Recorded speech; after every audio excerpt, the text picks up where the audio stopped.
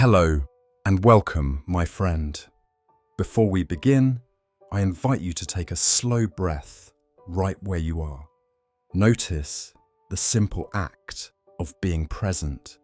In a world that constantly pulls us toward what's next, it is rare to simply pause and arrive fully in this moment. And yet that pause is where wisdom often begins. Tonight we will reflect on a theme that silently shapes the way we live: the fear of the future. It is a fear most of us know too well, even if we don't always name it.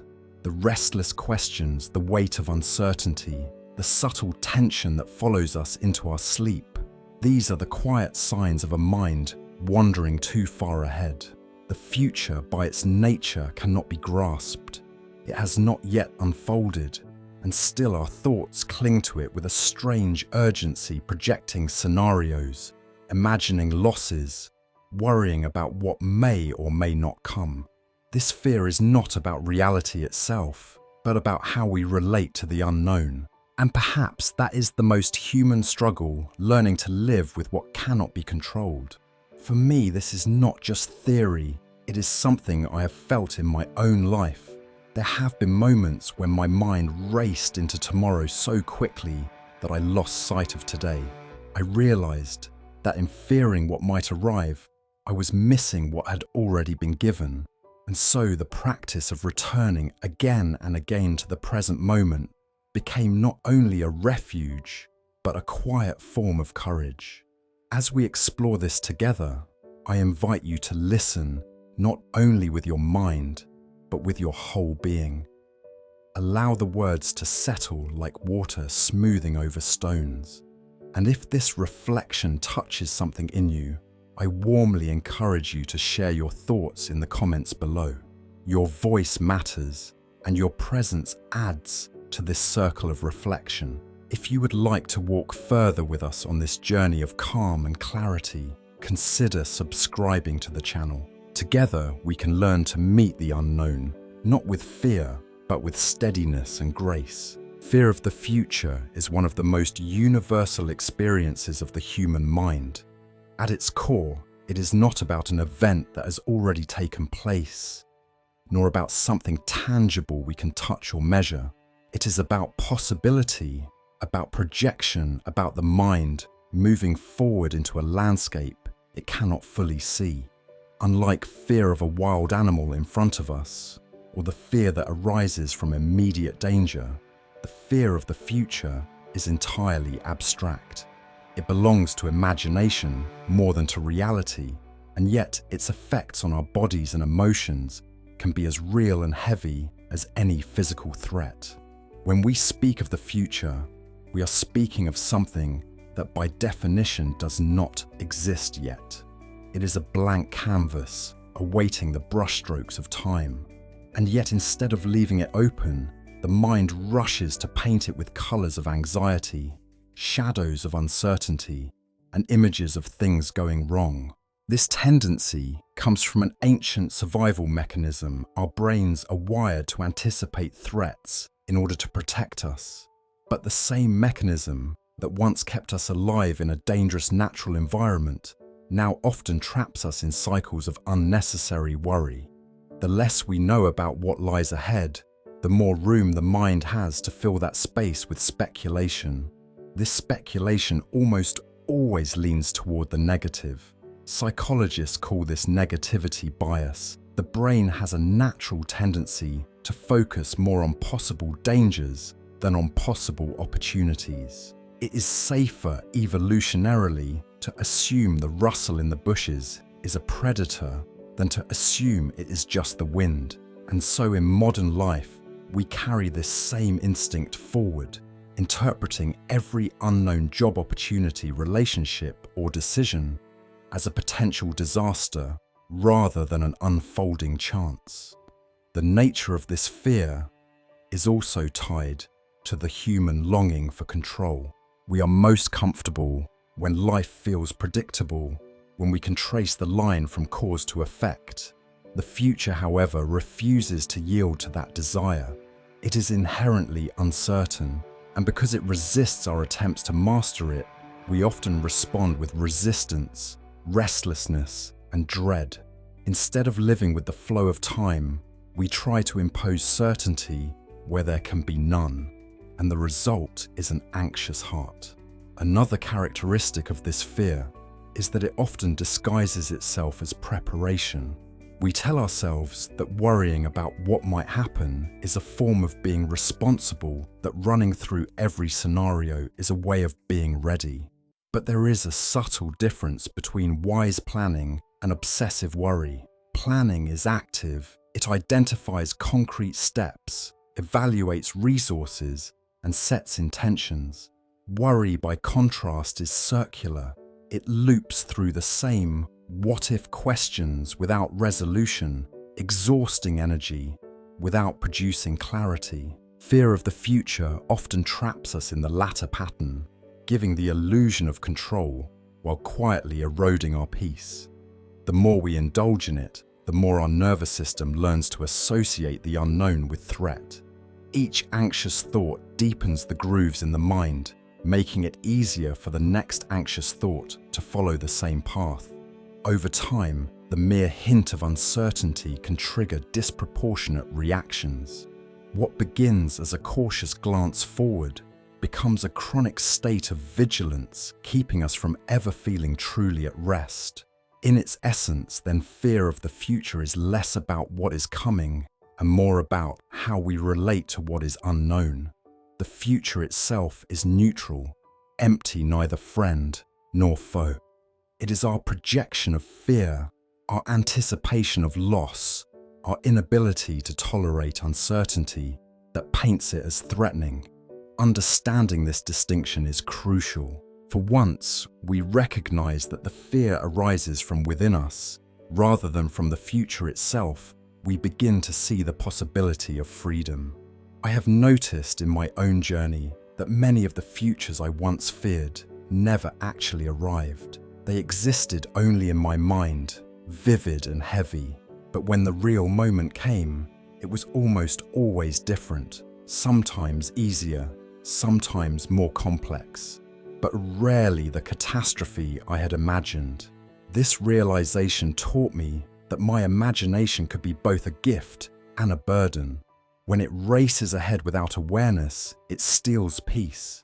When guided gently, it can envision possibilities that inspire rather than terrify. The Stoic philosophers spoke clearly about this human tendency. Marcus Aurelius reminded himself daily, "Do not be disturbed by the picture of the future. It does not exist. You have the present moment." Epictetus taught that fear arises when we confuse what is within our control with what is not. The future belongs to the realm beyond our control. Only our thoughts and actions in this moment are ours. To live as a Stoic is to remember that the unknown is not our enemy. It is simply the horizon we have not yet walked across. The fear of the future is not merely a product of culture or personal weakness. It is deeply embedded in the very architecture of the human brain. To understand why we fear what has not yet happened, we need to look into the ancient systems of our nervous system, which evolved long before modern civilization. These systems were designed to keep us alive in a world full of predators, harsh climates, and constant uncertainty. While the environment has changed, the brain's default patterns remain largely the same, and they continue to shape how we respond to the unknown. At the center of this pattern lies the amygdala, a small almond-shaped structure located deep within the brain. The amygdala is often referred to as the brain's fear center. Its function is to detect potential threats and to trigger rapid responses before conscious thought can intervene. This was crucial in early human history. The faster an individual could detect danger, the more likely they were to survive. However, the amygdala does not distinguish between immediate tangible dangers and imagined possibilities. As a result, the same alarm system that would once react to the sight of a predator may now be activated by the thought of losing a job, facing social rejection, or imagining what might go wrong tomorrow. Closely related to this is the role of the prefrontal cortex, the part of the brain associated with higher reasoning, decision-making, and planning. While the amygdala generates fear, the prefrontal cortex constructs scenarios of the future. It projects possibilities, runs simulations, and imagines consequences. This ability to think ahead is one of the great strengths of the human mind. It allows us to prepare to innovate, to build societies based on long-term goals. But it also comes with a cost. The mind is capable of generating countless negative possibilities, which can overwhelm us with anxiety. Another important element is the default mode network, a set of brain regions that becomes active when the mind is not focused on a specific task. This network is strongly linked to daydreaming, self-reflection, and imagining the future. While it gives us the ability to plan and envision, it also creates a fertile ground for rumination. When the default mode network is overactive, it pulls us into cycles of repetitive, often fearful thoughts about what might happen. Instead of resting in the present moment, the mind drifts into hypothetical futures, many of which are filled with imagined suffering. Neuroscientists also point out the role of the hippocampus, which is essential for memory. The hippocampus not only stores past experiences, but also helps us simulate future ones by drawing on memory. When we remember a painful event, the hippocampus can reactivate the same neural pathways, making the memory feel immediate. This memory then feeds into our projections about the future, if something hurt us once we expect it to hurt us again. In this way, the fear of the future is often built from the bricks of the past. What is striking is that the brain does not clearly separate present reality from imagined scenarios. When we vividly think about a future disaster, our bodies can respond as if it were happening now. Heart rate increases, muscles tighten, stress hormones flood the bloodstream. The body reacts to thought as though it were fact. This is why fear of the future can feel so heavy and real even though nothing has occurred. The brain, in its effort to protect us, ends up burdening us with suffering that may never arrive. This mechanism made sense in the ancestral environment. To anticipate threats was to increase the chances of survival, but in modern times, where immediate predators are rare and most dangers are social, psychological, or economic, this ancient alarm system often misfires. It prepares us to fight or flee from enemies that exist only in imagination. As a result, our minds remain on constant alert, scanning for threats in places where there may be none. The root of fear in the brain, then, is both a strength and a weakness. It shows the incredible power of human cognition to imagine and prepare. Yet it also reveals the fragility of a system that cannot always tell the difference between thought and reality. Understanding this helps us realize that fear of the future is not a flaw in character, but a natural tendency of the brain itself. The challenge is not to eliminate this tendency, but to guide it to learn how to recognize when the brain is projecting danger unnecessarily and to return to a state of balance. I have often felt how strong the mind can be in shaping reality. There were days when I woke up with no visible threat, and yet my body was tense as if preparing for battle. Later, I realized it was my own thoughts, silent projections about what might happen that created this state. This understanding gave me compassion for myself. It was not weakness, but biology. And in recognizing that I found a way to be kinder to my own mind, even as I learned to steady it. The Stoics anticipated what modern neuroscience confirms. Epictetus taught men are disturbed not by things, but by the views which they take of things. In other words, it is not the external world that frightens us, but our interpretation of it. The brain may generate fear through its ancient systems, but philosophy reminds us that we have a choice in how we respond. By training our perception, by anchoring ourselves in reason, we can meet the alarms of the mind with calmness rather than surrendering to panic. Life itself is defined by uncertainty. No matter how much we try to plan, calculate, and predict, the truth is that tomorrow remains hidden. We may attempt to look ahead by studying patterns, observing history, or relying on probabilities, but the future continues to slip through our grasp, like water through the fingers. This condition is not an accident. It is a fundamental feature of existence. The universe does not operate on a script written for human comfort. Instead, it unfolds through change, randomness, and events beyond our control. It is precisely this unpredictability that fuels the fear of the future. We are most at ease when we can anticipate what is coming, when life feels orderly, when the steps ahead are clearly marked. But the world rarely offers that certainty. Change is constant, and unpredictability is inevitable. From the weather to our health, from the economy to our relationships, there are countless factors that can shift in unexpected ways. And when confronted with this truth, the mind often rebels. It resists the reality of impermanence and instead generates fear as a defense mechanism. After all, unpredictability can mean danger. A sudden storm can destroy crops. An unexpected illness can alter the course of a life. Uncertainty means that the ground beneath us is never entirely solid. But while this recognition can motivate careful preparation, it often goes further and creates paralyzing anxiety.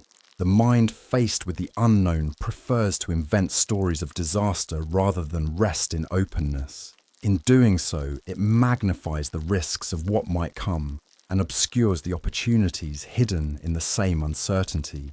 Philosophers and scientists alike have noted that much of human suffering arises not from what happens, but from the anticipation of what could happen.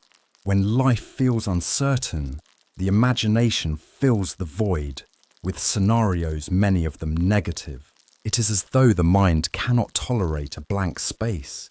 It must draw images on the canvas, and those images often lean toward catastrophe.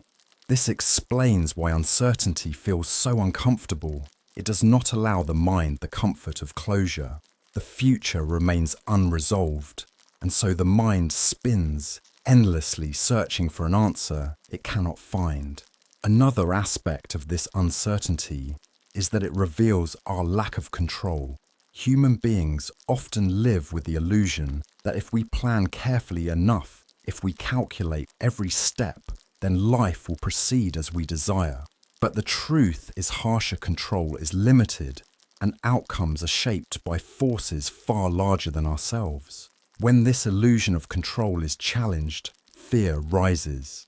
We cling to the belief that certainty can be manufactured, and when reality proves otherwise, we feel threatened. Yet uncertainty is not purely negative. It is also the very condition that makes growth, discovery, and freedom possible. If the future were already fixed, if every detail were predetermined, then life would lose its vitality. Uncertainty is the space in which creativity lives, the arena where choices matter, the realm in which transformation is possible. But because the mind often equates uncertainty with danger, it rarely sees this side of the coin. Instead of embracing the openness, we shrink from it, interpreting it only as risk. The fear of uncertainty is particularly strong in modern societies that prize control and predictability. With advanced technology, financial planning, and scientific forecasting, we have built the illusion that life can be made secure. And in many ways, we have succeeded in reducing physical risks compared to ancient times. But paradoxically, this increased control has made us more intolerant of uncertainty. When even small deviations occur, they feel threatening because they remind us of what we cannot command. In this way, the fear of the future is intensified by our very efforts to eliminate it. In essence, uncertainty is not a flaw in life, but the very fabric of life itself. Every sunrise brings with it the possibility of change, and every breath is a reminder that we are living in an unfolding moment, not in a predetermined script. To fear the future is in part to fear the natural rhythm of existence. The real challenge is to learn how to dwell in uncertainty without letting it harden into dread. To accept that life's beauty and fragility come from the same source, its unpredictability. There were times when uncertainty felt unbearable to me.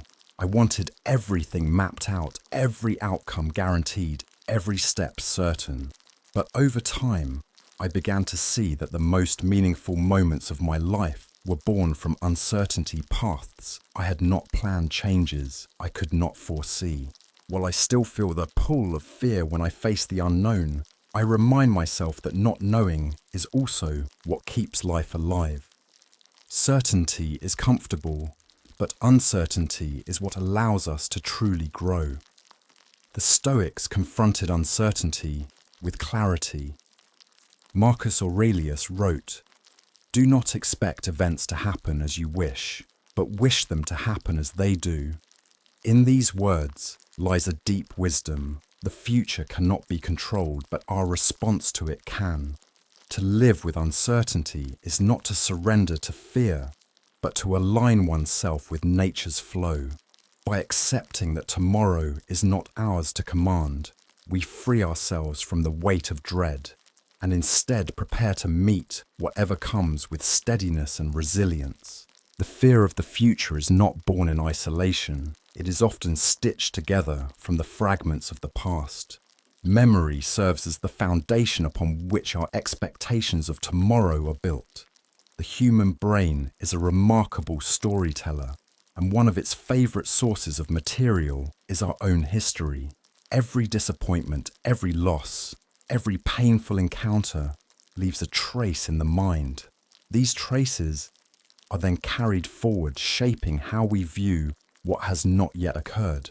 The result is that much of our fear of the future is not about what lies ahead at all, but about what lies behind. From a neurological perspective, the hippocampus plays a central role in memory formation and retrieval. It also participates in the simulation of the future. This means that when we think about what might happen tomorrow, the brain activates many of the same neural pathways that it uses when remembering what already happened. The boundary between past and future is therefore blurred within the mind. A painful memory once reactivated does not remain confined to history. It casts its shadow forward, coloring the images of what is to come.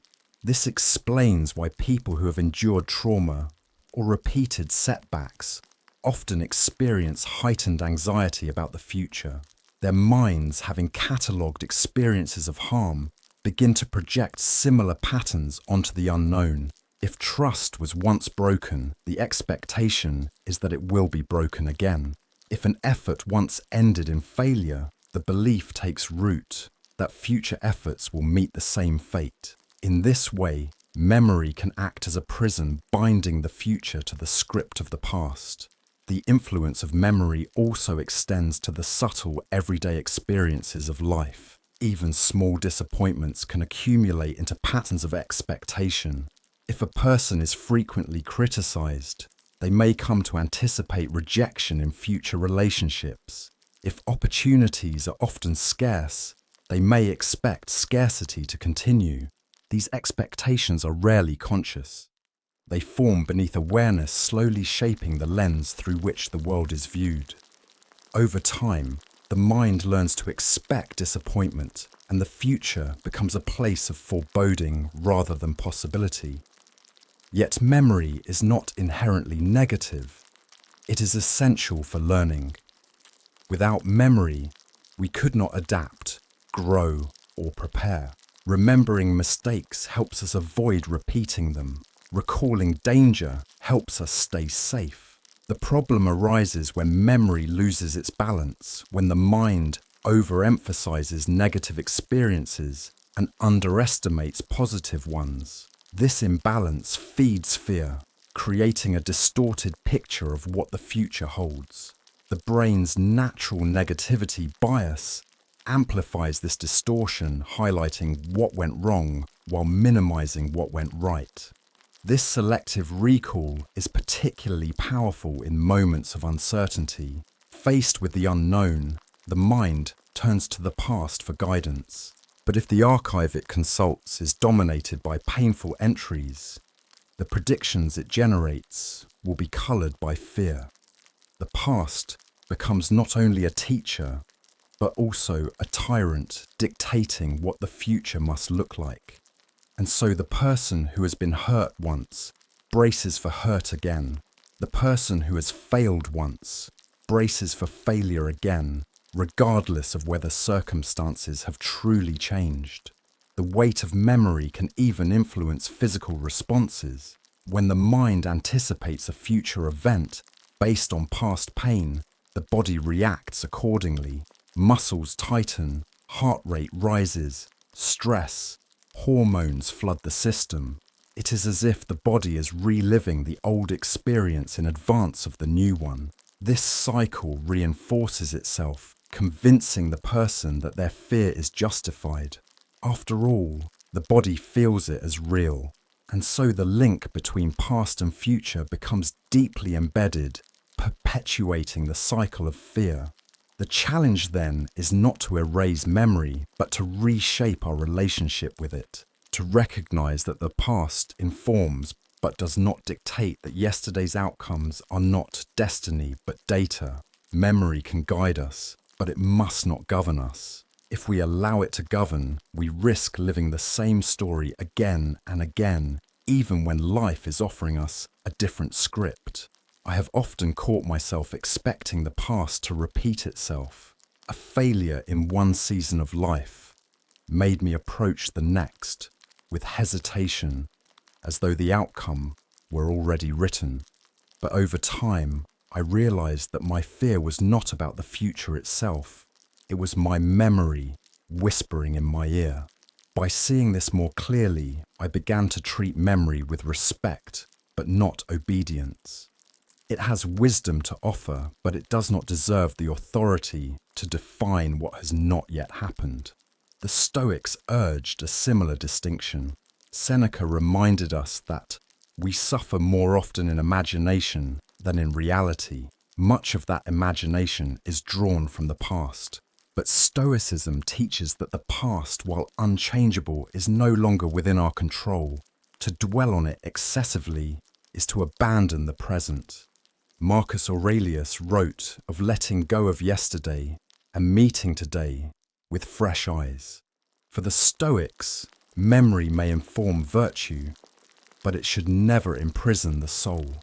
The future, they taught, belongs not to the echoes of the past, but to the clarity of present reason. Human beings are not only individuals, we are also members of communities, cultures, and societies. This interconnectedness shapes how we think about the future, often in ways we barely notice.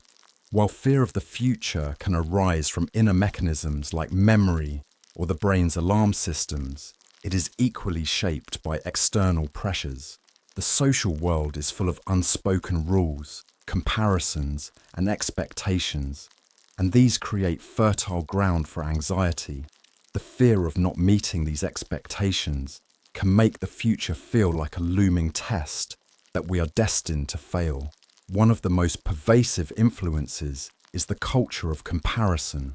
From childhood, we are taught to measure ourselves against others in school grades, athletic performance, appearance, or financial success. Modern life amplifies this tendency through social media, where carefully curated images of achievement and happiness dominate. These constant comparisons can create a sense that we are falling behind, that the future will expose our inadequacy. When everyone else seems to be advancing faster, the mind turns tomorrow into a place where our shortcomings will be revealed. Social expectations also manifest in the form of milestones. Finish school at a certain age, secure a stable career, marry, buy a home, raise children, and achieve financial independence. These markers are presented as the natural trajectory of life, yet not everyone fits neatly into them. For those who diverge from this path, willingly or unwillingly, the future can feel like a threat. Questions from relatives, judgments from peers, and the silent pressure of societal norms weigh heavily, transforming tomorrow into a source of dread rather than possibility. The influence of expectation is not only external, but internalized. Over time, the voices of society become the voices within our own minds. We set standards for ourselves that reflect cultural ideals rather than personal truth. The fear of the future grows when we imagine ourselves failing to meet these standards. This internalized pressure can be relentless because no amount of external achievement ever fully quiets it. Once the bar is met, it is raised higher, and the anxiety continues. Economic systems also contribute to this fear. In a competitive world, where success is often defined by wealth or productivity, the future becomes tied to performance. Questions of financial security, career advancement, and recognition become central to one's sense of worth. The uncertainty of these outcomes amplifies the fear of the future because success is never guaranteed and failure always seems possible. The cultural narrative that you are what you achieve creates an environment where tomorrow is experienced as a judgment on one's value as a person. The paradox is that many of these expectations are illusions. They are social constructs shaped by history, culture, and collective imagination. Yet they exert real psychological force because we believe in them and act as though they are absolute truths. The future becomes frightening, not because of what it inherently holds, but because of the weight of these imagined demands. We live not only in the reality of time, but in the symbolic world of social approval. And in that world, the fear of failing others or failing the standards we have absorbed becomes overwhelming. This fear is intensified by uncertainty. The more unpredictable the world becomes, the harder it is to guarantee that we will meet the milestones or expectations imposed on us. Economic downturns, shifting cultural values, or personal circumstances can all disrupt the imagined trajectory. In such times, the fear of the future grows sharper because it threatens not only our practical security, but also our social identity. To fail in the eyes of society feels like a deeper kind of failure, a loss of belonging, recognition, or dignity. The influence of social pressure is powerful, but it is not inevitable. To see it clearly is to begin to loosen its grip. The future does not belong to society's expectations. It belongs to life itself, unfolding in countless ways beyond anyone's script.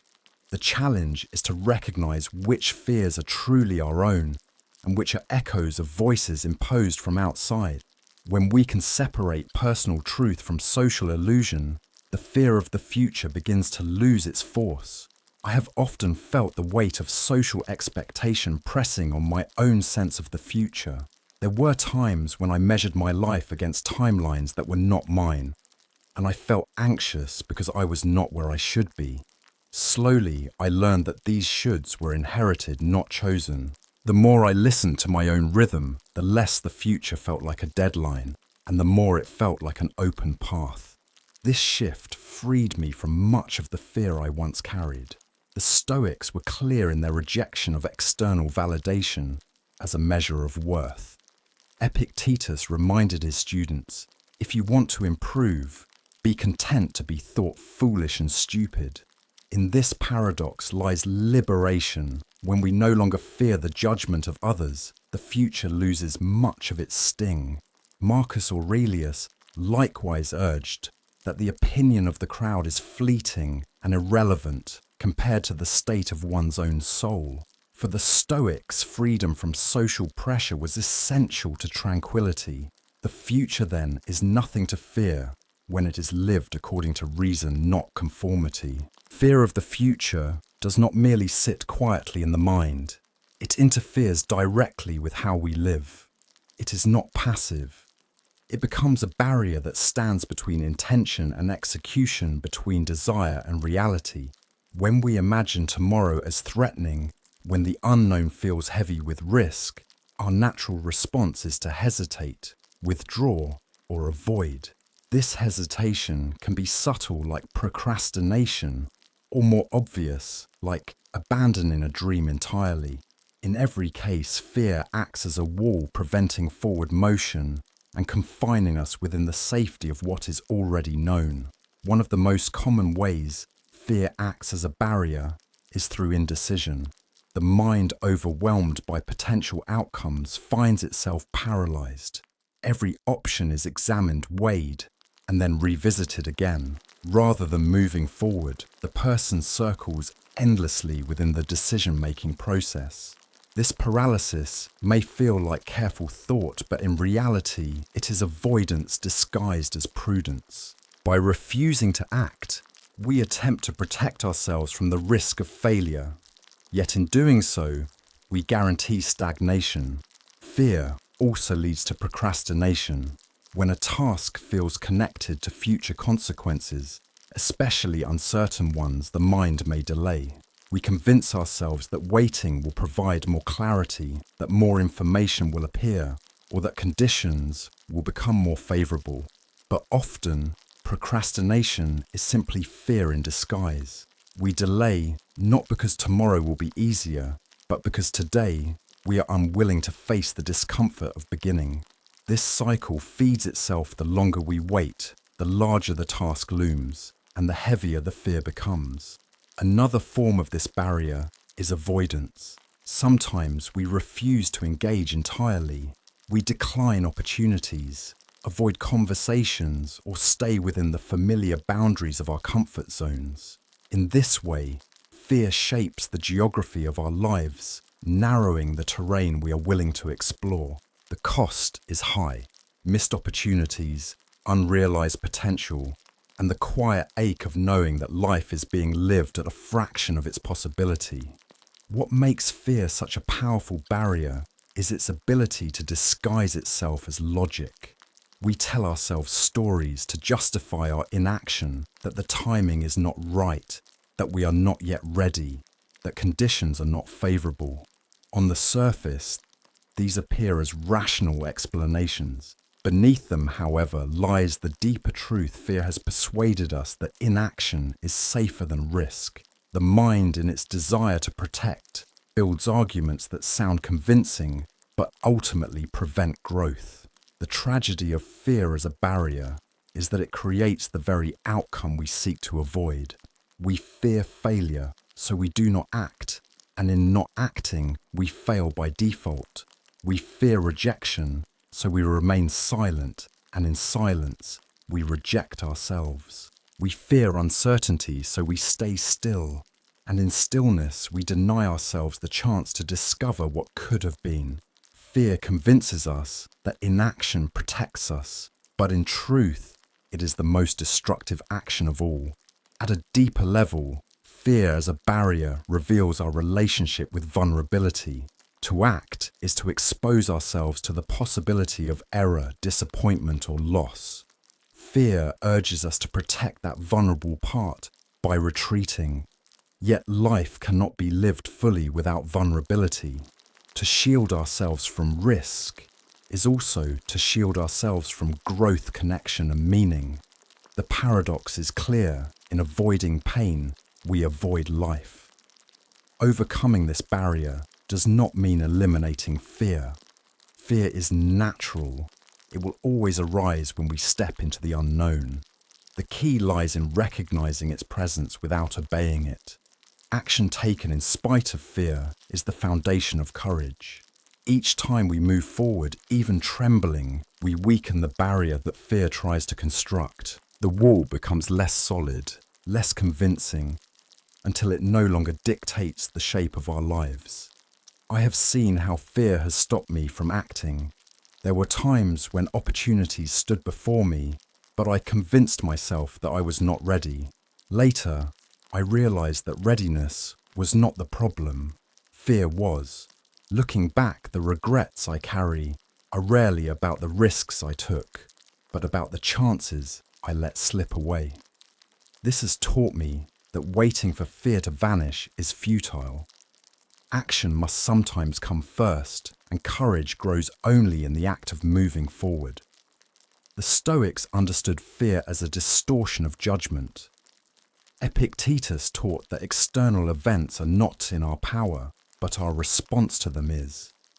To allow fear to paralyze action is to surrender our inner freedom to circumstances that do not yet exist. Marcus Aurelius reminded himself, "If it is endurable, then endure it. If it is not, then stop complaining." Your power lies in your choice. In this light, fear becomes a signal to act wisely, not an excuse to do nothing. For the Stoic, action aligned with reason transcends the grip of fear. Fear of the future does not simply arise as a passing thought. It lingers, weighs, and slowly accumulates within the psyche. Unlike immediate dangers, which tend to subside once the threat has passed, the fear of the future persists, because the future never arrives in the present moment. It is always ahead, always unresolved. This quality makes it a unique kind of burden, an invisible weight that the mind carries day after day, often without awareness of how heavy it has become. One of the clearest ways this burden manifests is through anxiety. Fear of what may come keeps the nervous system in a state of alertness. The body releases stress hormones preparing for action, even though no concrete action can be taken against a hypothetical future. Over time, this state of readiness becomes chronic. Muscles remain tense, sleep becomes disrupted, and the ability to relax diminishes. The body, caught in the grip of imagined threats, behaves as if it is living in danger every moment. This is not only exhausting but deeply corrosive to mental well-being. The burden of fear also undermines focus. When the mind is occupied with possible futures, it cannot settle fully into the present task. Attention drifts, thoughts scatter, and productivity declines. This inability to concentrate feeds frustration, which then deepens the sense of being overwhelmed. The irony is that the more one worries about the future, the less capable one becomes of handling the present, the very foundation upon which any secure future must be built. Thus, fear creates a cycle of inefficiency that reinforces itself. Another dimension of this burden is its effect on self-worth. Fear whispers a constant narrative of inadequacy, that we are not strong enough to face what is coming, not competent enough to handle challenges, not deserving of good outcomes. These inner stories erode confidence, and the erosion itself becomes part of the burden. Instead of carrying the lightness of possibility, the mind carries the heaviness of doubt. The future becomes a mirror of our insecurities, rather than a canvas of potential. Relationships are not immune to this burden. Fear of the future can make us cling too tightly to others, seeking from them guarantees they cannot provide. It can also push us away from intimacy as we withdraw to avoid the possibility of loss.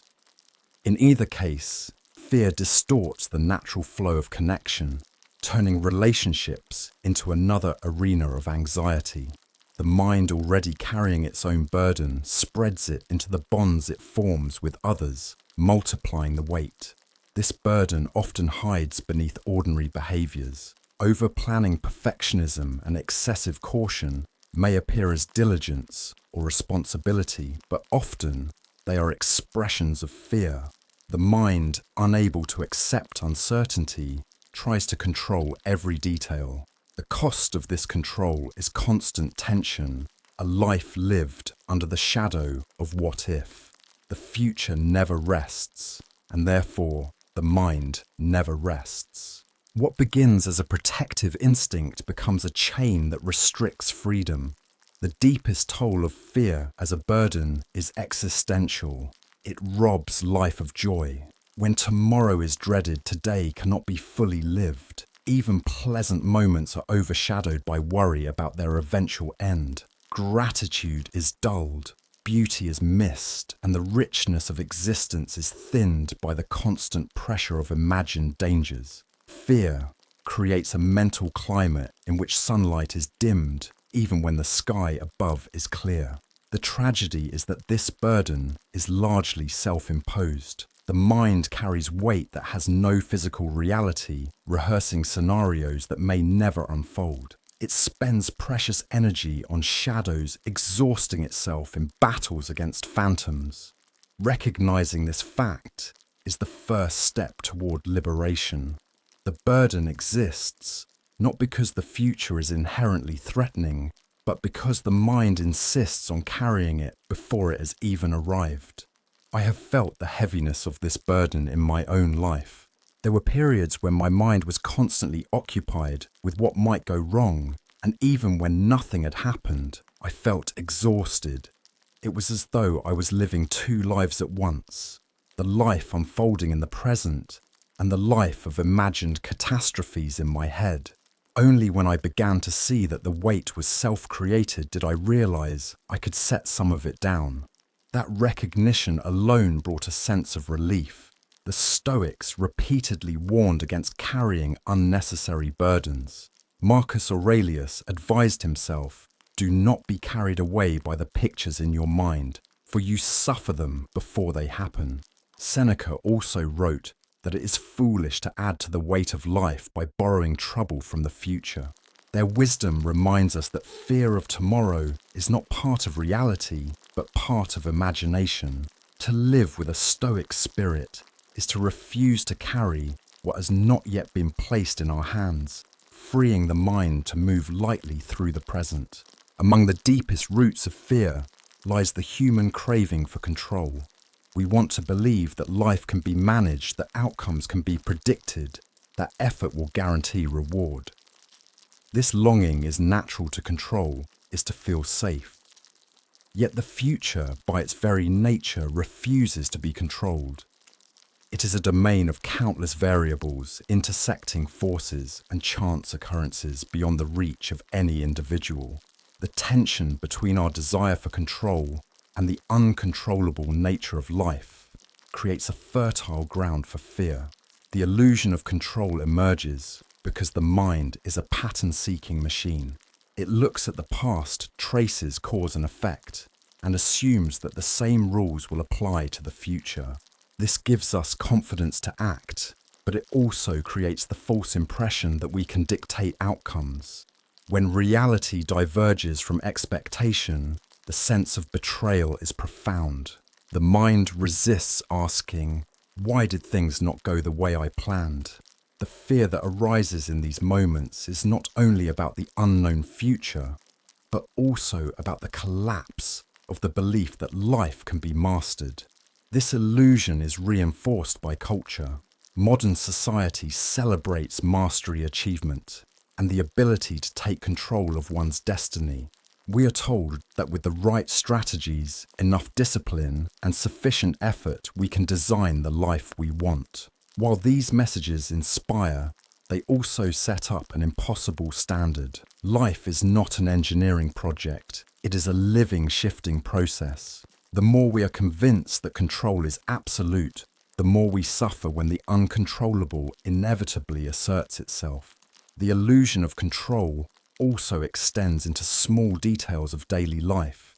People make plans, draw schedules, and predict outcomes with precision. These practices have value, but they create fragility. A single disruption, a delayed flight, a sudden illness, a change in circumstance can unravel the plan, and with it the fragile sense of certainty. Instead of adjusting with ease, we often respond with disproportionate frustration, as though life had broken a promise. Yet life never promised certainty. The promise was our own illusion. At its core, The illusion of control is an attempt to shield ourselves from vulnerability. To admit that the future cannot be controlled is to admit that we are exposed, that we are fragile, that much of existence lies outside our grasp. This truth can be unsettling, so the mind clings to routines, plans, and systems as though they were shields. But these shields are paper thin. The moment reality shifts, fear pierces through, reminding us of our vulnerability. This illusion also feeds perfectionism. If we believe that enough planning and precision can guarantee outcomes, we push ourselves endlessly to get it right. Every mistake feels catastrophic, every imperfection a threat to control. The fear of the future intensifies because it is tied to the impossible task of managing every variable. Instead of finding freedom in the openness of life, we find exhaustion in the attempt to dominate it. Ironically, the more we cling to control, the less resilient we become. When the unexpected happens, those who accept uncertainty adapt more quickly, while those who depend on control feel shattered. In this way, the illusion of control actually increases vulnerability. Fear grows not from the event itself, but from the collapse of the fantasy that life was ever fully in our hands. To see through this illusion is not to fall into despair. It is to recognize that while we cannot control outcomes, we can influence them. We can prepare, act wisely, and respond skillfully. The difference is subtle but profound. Influence accepts limits, while control denies them. Fear diminishes when we shift from trying to command the future to preparing to meet it whatever form it takes. This shift replaces rigidity with flexibility, and in flexibility, there is strength. Ultimately, the fear tied to the illusion of control is born from misunderstanding. We mistake the role of human agency. We are not masters of fate, but neither are we powerless. We are participants in a vast unfolding responsible for our choices, but not for the universe's responses. When this truth is embraced, fear loosens and life becomes lighter, even amid uncertainty. I once believed that if I planned carefully enough, I could avoid disappointment. I made lists, schedules, and elaborate strategies, thinking they would secure the future. But when life inevitably disrupted those plans, I felt more anxious than prepared. Slowly, I realized that control was an illusion I was clinging to, and the tighter I held it, the more fragile I became. Letting go did not mean giving up. It meant trusting that I could meet whatever came. This shift made the future less frightening and the present more alive. The Stoics drew a sharp line between what is within our power and what is not. Epictetus famously said, "Some things are up to us and some are not." The illusion of control collapses when we forget this distinction. To try to govern what is not ours is to invite frustration and fear. Marcus Aurelius echoed the same truth: the universe unfolds as it must, and our task is to align ourselves with its flow. By surrendering the fantasy of control and focusing on our judgments and actions, we find calm, even in the face of uncertainty. Fear of the future is not only a psychological experience, it is also a philosophical question. It forces us to confront what it means to exist as conscious beings who can imagine what has not yet occurred. Philosophy across cultures and centuries has grappled with this tension between human vulnerability and the vast unknown that stretches before us. To explore fear from a philosophical perspective is to go deeper than the mechanics of the brain or the patterns of behavior. It is to ask what fear reveals about the condition of being human. At its root, fear of the future exposes the fragility of life. To anticipate tomorrow is to realize that our existence is not guaranteed, that our plans may not unfold, and that the world may change in ways beyond our control. Philosophy has long recognized this as the condition of contingency, the fact that nothing is necessary, everything could be otherwise. This awareness can feel unbearable, and so fear arises as a response. We long for permanence, but are confronted with impermanence. We desire certainty, but live in uncertainty. Philosophical traditions have responded to this condition in different ways. Existentialist thinkers, such as Soren Kierkegaard and later Jean-Paul Sartre, described fear or anxiety as a fundamental aspect of human freedom. To imagine the future is to confront the dizzying range of possibilities open to us. Kierkegaard called this the dizziness of freedom. In this view, fear is not just a burden, but also a sign of our capacity to choose. Anxiety arises not because the future is empty, but because it is so full of potential that the mind trembles before it. Other traditions like Buddhism interpret fear as a byproduct of attachment. Fear of the future arises because we cling to particular outcomes, identities, or possessions. When the possibility of loss enters our awareness, fear follows. The philosophical insight here is that fear is not inherent in the future itself, but in our desire for the future to match our expectations. By loosening attachment, one loosens fear. Impermanence, once accepted, becomes not a threat, but a truth that allows us to live more freely. Western philosophy also offers a critical lens on fear. For thinkers like Thomas Hobbes, fear is central to political and social order.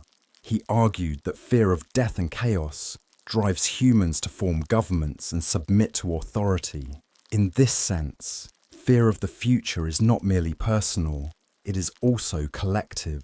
Societies are built on shared fears and the desire to prevent worst-case scenarios. From this perspective, fear is not only a burden, but also a force that shapes history. Despite these diverse interpretations, a common theme emerges. Fear is inseparable from consciousness. To be aware of time, to reflect on mortality, to recognize possibility, these capacities are unique to human beings, and they inevitably give rise to fear. This does not mean fear must dominate us, but it does mean it cannot be eradicated entirely. Fear is woven into the fabric of existence, a shadow cast by the light of awareness itself. The philosophical view challenges us to consider not just how to manage fear, but how to live with it. Instead of treating fear solely as a problem to be solved, it invites us to see it as a teacher. Fear points to what we value, to what we hope for, and to what we resist losing. In this way, it reveals truths about ourselves. By examining fear, we come to know our attachments, our priorities, and even our illusions. Moreover, philosophy reminds us that fear is not the final word. Though it arises naturally from our condition, it is not absolute. We can question it, reframe it, and choose how to respond. While we cannot silence the voice of fear entirely, we can learn to place it in context, recognizing that it is only one perspective among many. To do so is to cultivate wisdom, the ability to see fear clearly without being ruled by it. I have found that when I view fear only as an enemy, it grows stronger. But when I ask what it is showing me, I sometimes discover insights. Fear has revealed to me the depth of my attachments and the shape of my desires. It has shown me where I cling too tightly and where I long for control. While I do not welcome fear, I have learned that listening to it carefully can transform it from a weight into a window. Through this, the future feels less threatening and more like a mystery to approach with humility. The Stoics approach fear with remarkable clarity. Epictetus taught that external events do not frighten us. It is our judgments about them that create fear. Marcus Aurelius reminded himself that death and change are natural, and fearing them is to fight against reality itself. For the Stoics, philosophy was not abstract speculation, but a practice of training the mind. To face the future without fear is to align with reason, accept impermanence, and act with virtue regardless of outcome. In this way, fear becomes not a master, but a guide toward inner freedom. One of the most practical contributions philosophy has given to the human struggle with fear is the Stoic distinction between what is within our control and what is not. At the heart of much anxiety about the future lies confusion between these two realms. We project fears about outcomes that we cannot dictate, and in doing so, we surrender peace of mind to forces beyond our reach. Stoicism offers a simple yet radical antidote clarity. By clearly distinguishing between what belongs to us and what does not, we loosen the grip of fear and reclaim agency in the present moment. According to the Stoics, control is limited to a narrow but powerful domain: our judgments, choices, values, and actions. These are entirely ours, untouched by fortune, chance, or the will of others. Everything else, the behavior of others, the unfolding of events, the weather, the economy, even the ultimate outcome of our efforts, lies outside our control.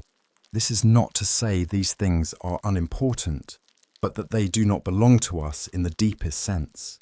To base our peace of mind on them is to hand our serenity over to what cannot be guaranteed. Fear of the future thrives when this distinction is forgotten. We fear the loss of health, wealth, or reputation, imagining scenarios in which circumstances betray us. But if we remind ourselves that these external things were never fully ours, then their potential loss cannot shake the core of who we are. Our true possession is our ability to act with reason and integrity in the face of whatever comes. In this recognition, the future loses much of its power to terrify. The discipline of distinction is not easy. It requires vigilance to notice when the mind is wandering into territory it cannot control. Every time we catch ourselves worrying about how others will respond, whether circumstances will unfold favorably, or whether the future will reward our efforts, we are called back to the central Stoic practice: focus on what is truly ours. This is not detachment in the sense of indifference, but detachment from illusion. By relinquishing the fantasy of control, we gain the strength of clarity. It is important to note that this Stoic teaching does not advocate passivity. To focus only on what we control is not to ignore the world, but to engage with it more effectively. Planning, preparing, and striving are all within our sphere of action. But once we have acted with reason and diligence, the outcome must be entrusted to the larger order of nature. Fear arises when we confuse our responsibility to act with the expectation of guaranteed results. Stoicism teaches that responsibility is enough. Results are not ours to command. This practice also transforms the meaning of failure. When outcomes are no longer the measure of worth, failure loses its sting. A failed effort does not define us for what is ours.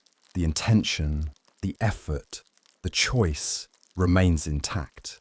In this way, fear of the future diminishes because the worst that can happen is not catastrophe, but another chance to practice virtue.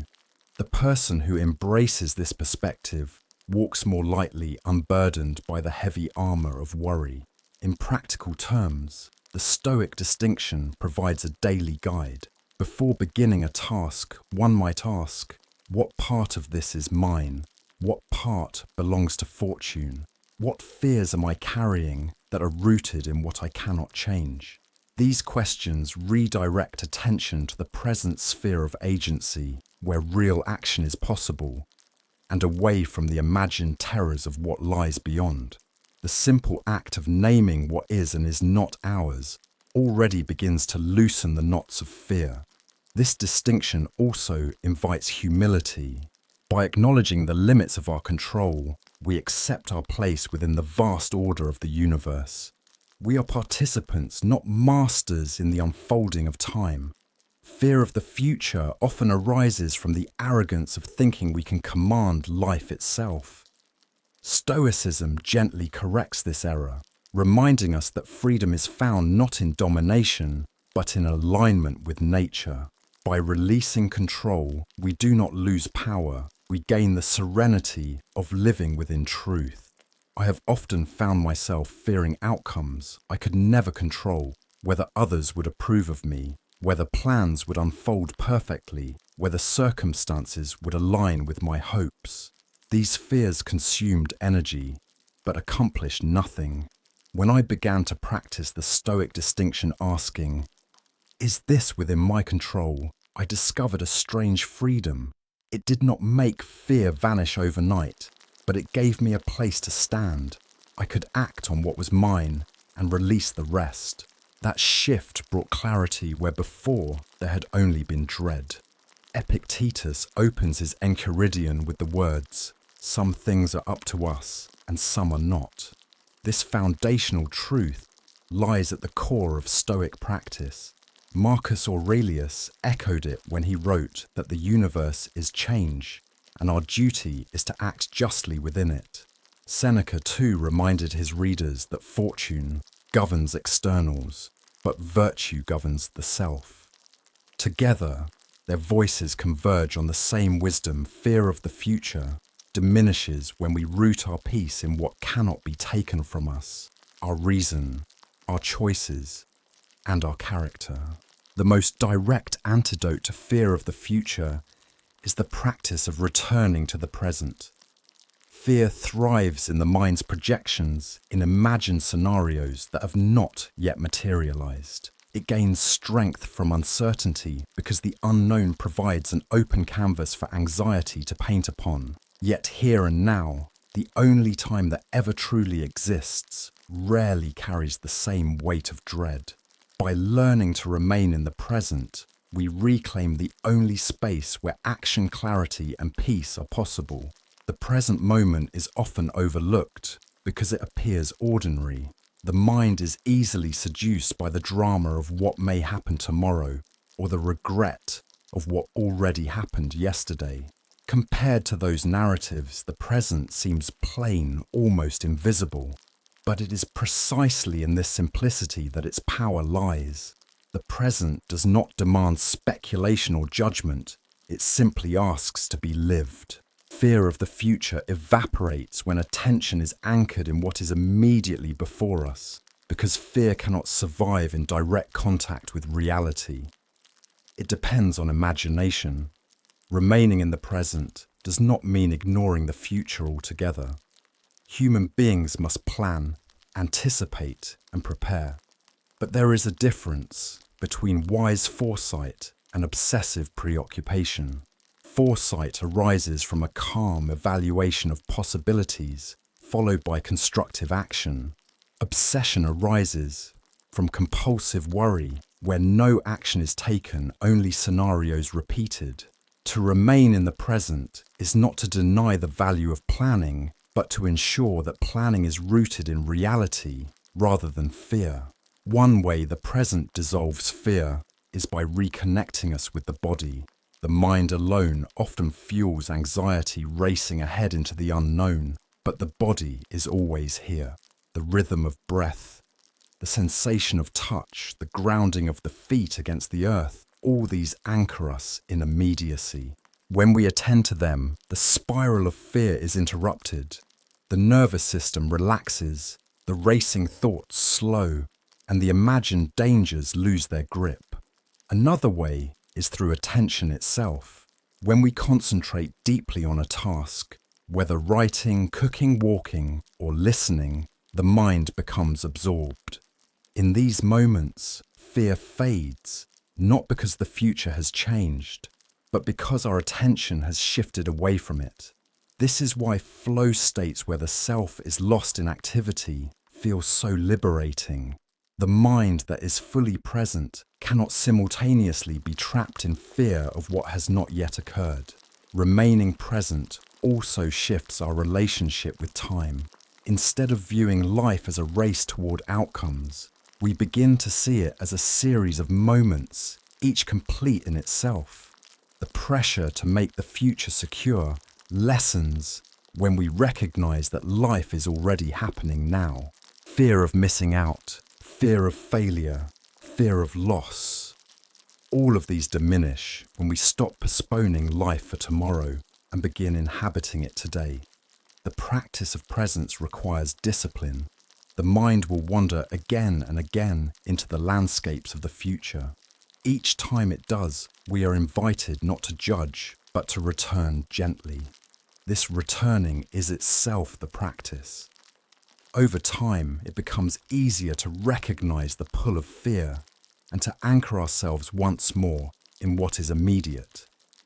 The process is not about perfection, but about persistence. Every return weakens the hold of fear and strengthens the habit of presence. To live in the present is not to guarantee safety, but to guarantee life.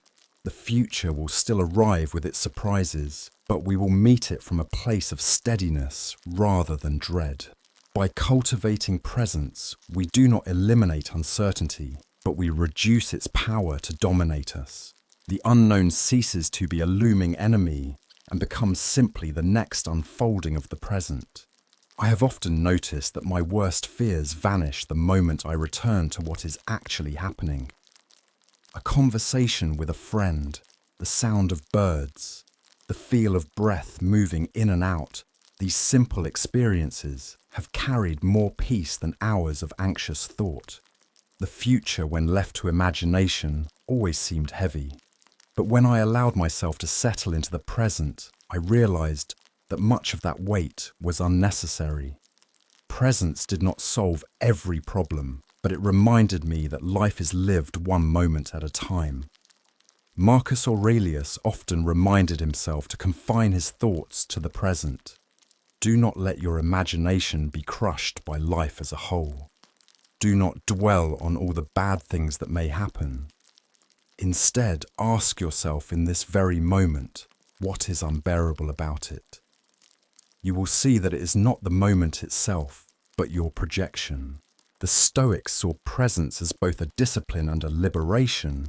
By returning to the now, we honor the only time that truly belongs to us, and in doing so, we loosen fear's grip on the future. Fear of the future is often seen only as a weakness, something to be eliminated or suppressed. Yet there is another perspective. Fear can be transformed into a source of strength.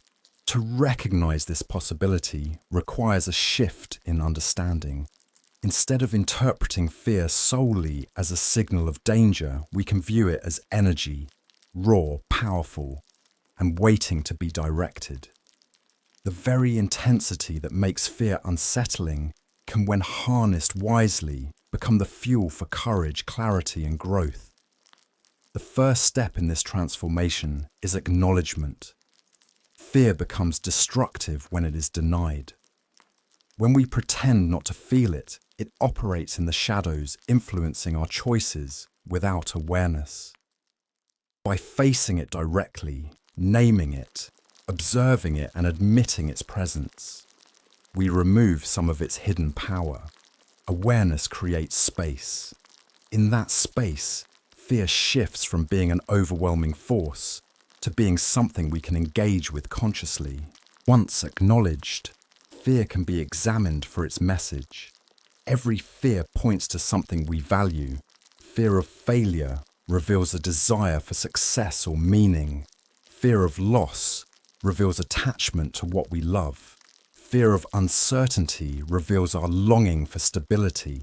When we decode fear in this way, it ceases to be an enemy and becomes a teacher. It shows us what matters most.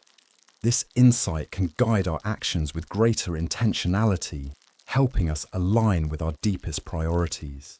The next step is to reframe fear, not as a stop sign, but as an invitation. Where fear arises, there is usually potential for growth. If a path evokes no fear, it often means it carries no challenge. But where fear is present, there is the possibility of transformation. To walk into fear is to expand the boundaries of who we are.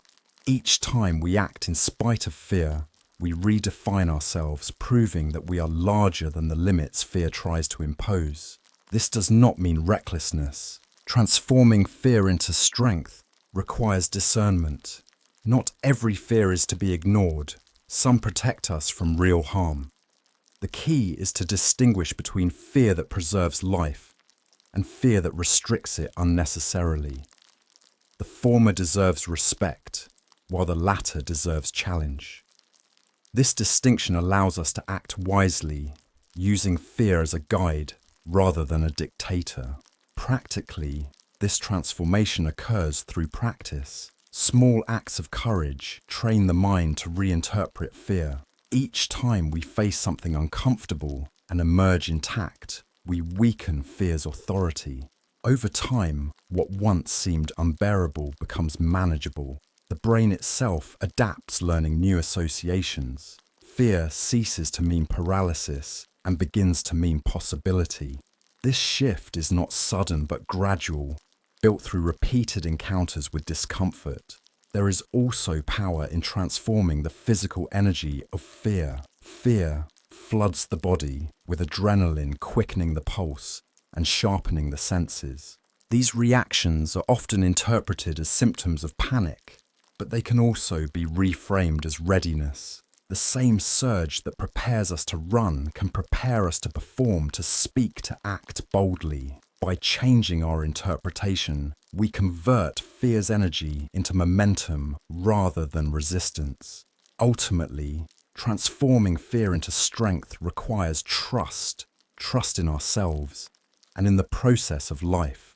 Fear arises because we doubt our ability to handle what comes. Strength grows when we act anyway and discover that we can endure more than we imagined. Each act of endurance builds confidence, which in turn lessens fear's power. The future remains uncertain, but it no longer appears only as a threat. It becomes a field of possibility demanding courage, but offering growth. In this way, fear is not an obstacle to be removed, but a companion to be understood. It walks beside us because we care, because we hope, because we are alive to possibility. When we transform it, we do not silence it entirely, but learn to walk with it differently, no longer as a master, but as a source of strength. I used to see fear only as a limitation. I tried to fight it, avoid it, or wait until it disappeared before taking action. But I realized that fear rarely disappears. It changes only when we move through it. Some of my most meaningful steps were taken with fear still present, and it was those very steps that expanded my life. I no longer wait for fear to vanish. I choose to walk with it, to use its energy as a reminder that I'm stepping into something important. The Stoics did not deny fear, but sought to transform it through reason and virtue. Seneca wrote, "He who fears death will never do anything worthy of a man who lives." For the Stoics, fear was a signal to examine what we value and to act in alignment with nature's order. Marcus Aurelius reminded himself that obstacles can become fuel. The impediment to action advances action. What stands in the way becomes the way. In this spirit, fear itself becomes the path to strength, an opportunity to cultivate resilience and deepen wisdom. Fear of the future is one of the oldest companions of the human mind. It has followed us through every stage of history, whispering uncertainty into our hearts. We have seen how it arises from the architecture of the brain, how it is amplified by memory and social pressure, how it becomes a barrier to action and a burden on the spirit. We have examined the illusion of control, the philosophical roots of anxiety, and the Stoic distinction between what belongs to us and what does not. We have discovered the practice of presence and the possibility of transforming fear into strength. Through all of this, a pattern emerges. The future itself is not the enemy. What unsettles us is not what will happen, but how we relate to what might happen. Fear is not proof that disaster awaits. It is evidence of our awareness, our imagination, and our longing for safety in a world that offers none. When we mistake fear for truth, we become trapped. But when we see fear as a signal, a teacher, or even a companion, its weight begins to change. The Stoics remind us that the future is never truly ours. What is ours always is the present moment, our judgments, our choices, our capacity to live with reason and virtue. This is not resignation, but empowerment. When we root ourselves in what we can control, we stand firm even in uncertainty. The storm of tomorrow may come, but we meet it with steadiness today. Fear will not vanish entirely, nor should it. It points to what we value, and it keeps us awake to life's fragility. But it does not have to dominate us. We can acknowledge it without obeying it, carry it without being crushed by it, and transform it into the very energy that moves us forward. And so, as we reach the end of this reflection, a simple truth remains. The future is nothing more than a series of present moments waiting to unfold. By living fully in this one, by choosing clarity over illusion, courage over avoidance, and presence over projection, we prepare ourselves for whatever comes. The unknown will always remain, but perhaps that is where life's greatest beauty lies.